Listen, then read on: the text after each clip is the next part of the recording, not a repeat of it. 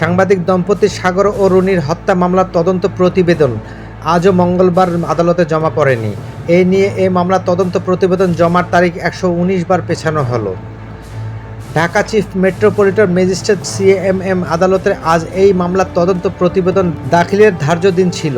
Police bureau of investigation PBI পক্ষ থেকে আজ আদালতে তদন্ত প্রতিবেদন জমা দেওয়া হয়নি। আগামী 11 আগস্ট প্রতিবেদন জমা দেওয়ার নতুন দিন ঠিক করেছেন ঢাকা সিএমএম আদালত ম্যাজিস্ট্রেট মিনহাজুর রহমান।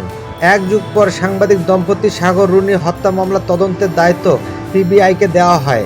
গত বছরের 4 নভেম্বর মামলার আগের তদন্ত সংস্থা র্যাবের কাছ থেকে মামলার নথিপত্র বুঝে নিয়েছেন পিবিআই। সংস্থাটির এর মধ্যে তদন্ত শুরু করেছেন। মামলা তদন্তের দায়িত্ব পেয়েছেন পিবিআইয়ের অতিরিক্ত পুলিশ সুপার মোহাম্মদ আজিজুল হক। তিনি বলেছিলেন, র্যাবের কাছ থেকে মামলা সংশ্লিষ্ট সব কাগজপত্র বুঝে পেয়েছি, তদন্ত কাজ নতুন করে শুরু করেছি। 2012 সালের 11 ফেব্রুয়ারি রাজধানীর পশ্চিম রাজাবাজারের ভাড়া বাসায় এই সাংবাদিক দম্পতি নৃশংসভাবে খুন হন। সাগর মাছরাঙ্গা টেলিভিশনের বার্তা সম্পাদক ছিলেন। রুনি ছিলেন এটিএন বাংলার জ্যেষ্ঠ প্রতিবেদক। সাগর রুনি হত্যা মামলায় রুনির ভাই নওশের আলম বাদী হয়ে রাজধানীর শেরে বাংলার নগর থানায় মামলা করেন। প্রথমে এই মামলার তদন্ত করছিল শেরে বাংলার নগর থানার পুলিশ। 4 দিন পর মামলা তদন্তভার ঢাকা মহানগর পুলিশের ডিএমপি গোয়েন্দা বিভাগ ডিবি কাছে হস্তান্তর করা হয়।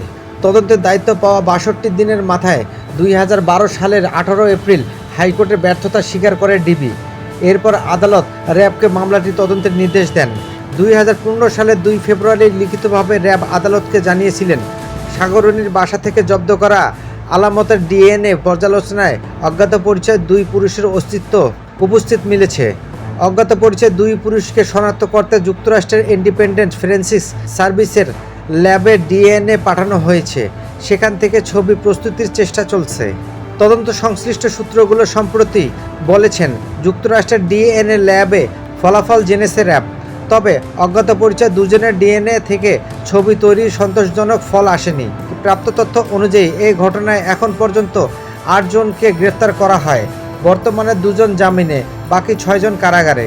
30 সেপ্টেম্বর সাগর রুনির হত্যা মামলায় তদন্তে বিভিন্ন সংস্থার অভিজ্ঞদের সমন্বয়ে উচ্চ ক্ষমতা সম্পন্ন ট্রান্সপোর্ট গঠন করতে নির্দেশ দেন হাইকোর্ট। স্বরাষ্ট্র সচিবের প্রতি এই নির্দেশ দেওয়া হয়েছে।